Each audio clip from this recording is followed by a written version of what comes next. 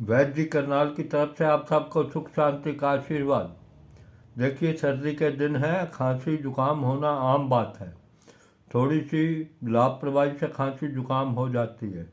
इसके लिए बहुत बढ़िया और बहुत अच्छा आपने घर में क्या प्रयोग कर सकते हैं, क्या बना सकते हैं।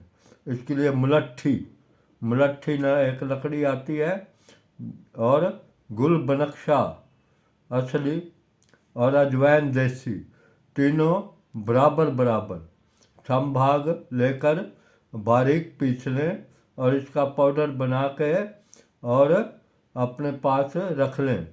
बहुत काम की चीज़ है, हर समय सर्दी में काम आएगी। और इसका क्या करना है, 1.5 ग्राम दवा प्रातः सायं थोड़े गुनगुने पानी से लेनी है।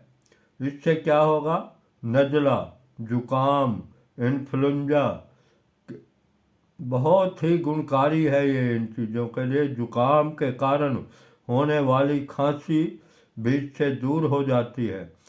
आजकल जुकाम आम हो जाता है और उसके वजह कारण खांसी भी हो जाती है।